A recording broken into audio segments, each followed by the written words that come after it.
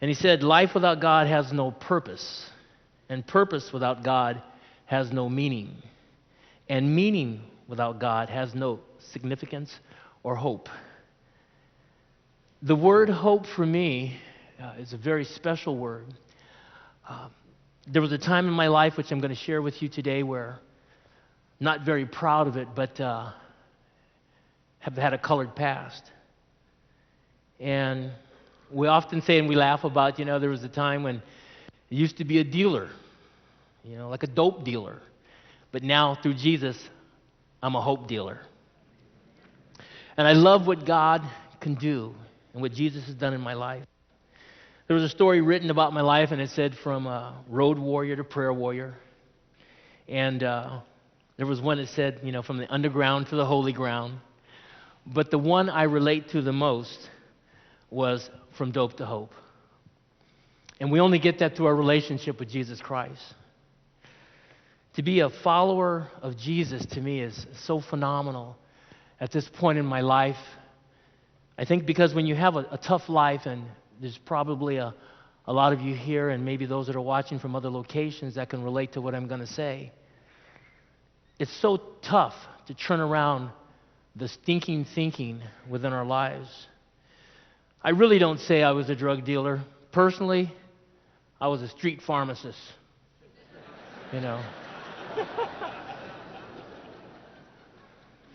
And you know what, too? I was really never a trash man. I was a sanitation engineer. And so today is a very special time for me to share a journey with you. And I want to take you back, and most of you can't go there because you're not as old as I am, but I'm going back to the 50s and growing up in a little area in Southern California called San Diego. In San Diego, we all know for the weather, normally we hear about it, but there was a time in San Diego where it was, I think, a town of confusion. It was a military town for the Navy and the Marines, and there was a lot of turmoil in the city, especially in the 50s and in the early 60s. It was a time where there was violence on the streets. The inner cities were violent.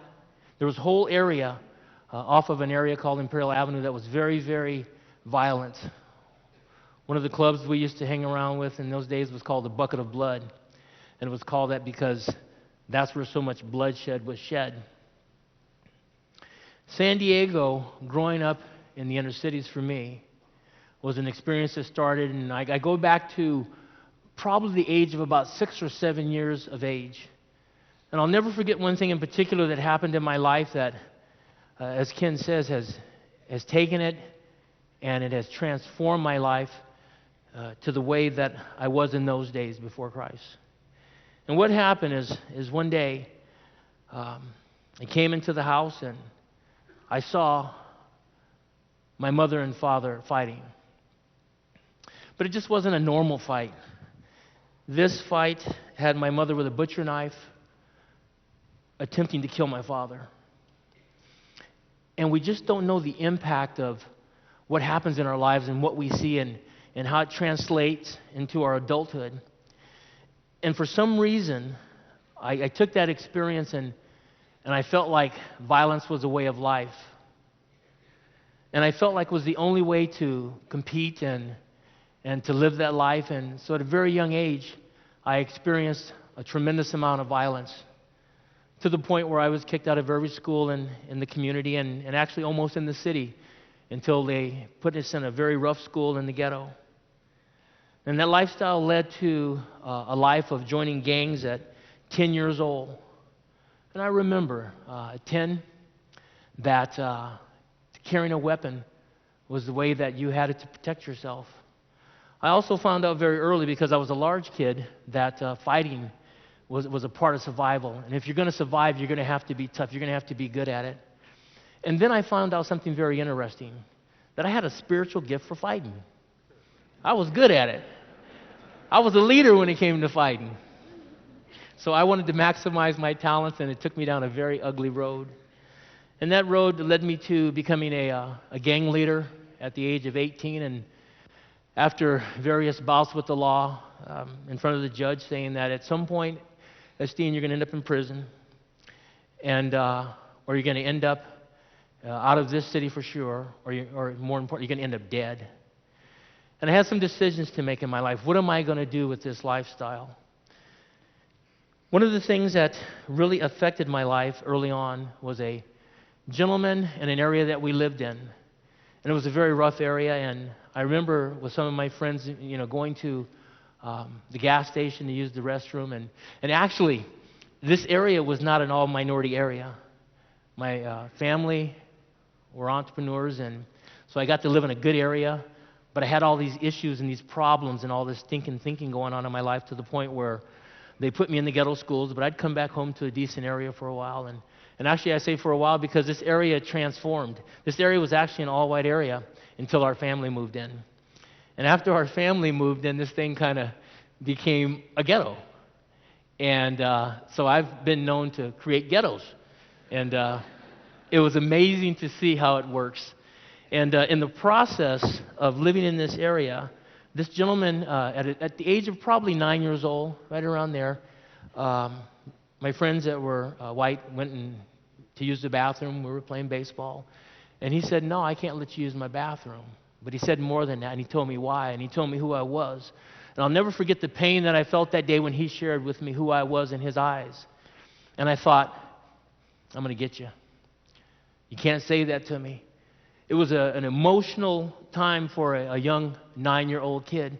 And I remember at that time in my life, I said, it's not about being black. It's not about being white. It's about being green. You're going to have some means in order to make it in this world. And I remember something happened, and I got very cold, and I got very hard. And I got to the point where all I wanted to do was make money.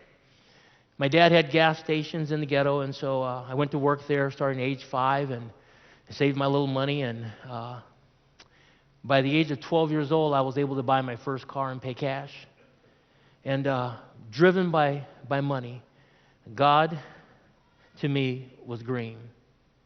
In the process, too, I'd met so many people of the church and in the inner cities, and you know what? I had a real bad taste about what was going on.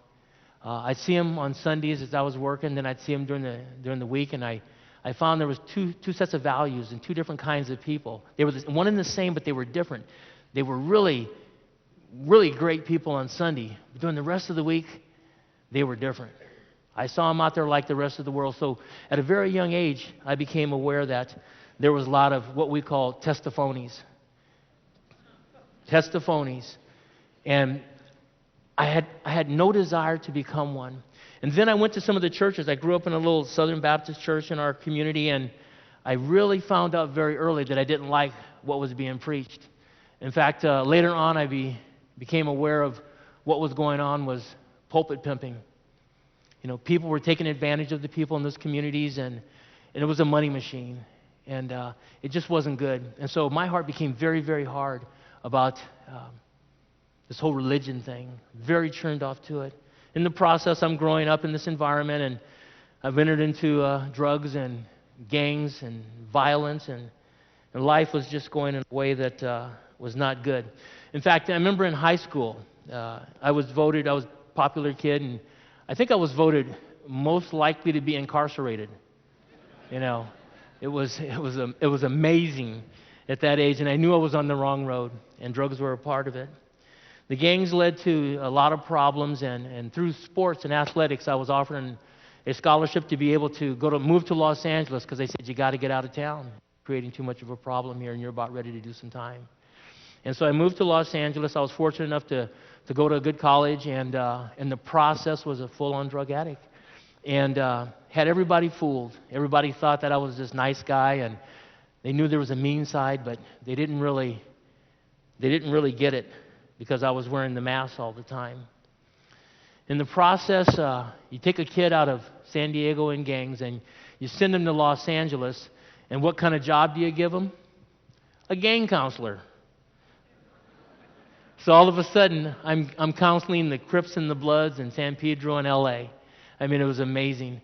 And I took my bad habits from San Diego in my past, and of course, what are you going to do? You're going to organize the gangs, and you're going to do the same types of things in street pharmacy that you did in San Diego. I got to tell you, we were Amway before Rich DeVos. We were multi-level marketing in that whole area of Southern California. It was a horrible experience, and there was a hollowness inside my heart, but I didn't know what to do. I didn't know how to break out of it. I was fortunate enough to get through college, and in the process, money has always been the driving force. Did not see or have a personal relationship with Christ. I'd heard about this Jesus, but I sure didn't know him. Fortunate enough to come out of college, and in the early 70s, there was a company that was very special. Book was written, The Sun Never Sets on IBM. And I was recruited out of college, and they didn't know I had all these problems and these assumed constraints. They didn't know that my stinking was so thinking. They didn't really know that I was a drug addict. Went to IBM, and that was a fun experience, and I realized pretty young that I didn't want to be a corporate kind of guy. I was an entrepreneur, and I knew how to work the streets, but I wasn't willing to stay in the guidelines of corporate America. Came back to San Diego and started a little real estate company, and I was very fortunate because of the timing. And of course, you know, when you're broke and, you know, when you're a leader that is leading by all the wrong values, all you can do is think it's you. First couple of years, I was able to acquire 24 properties, and it was amazing to see this kind of growth, a young kid.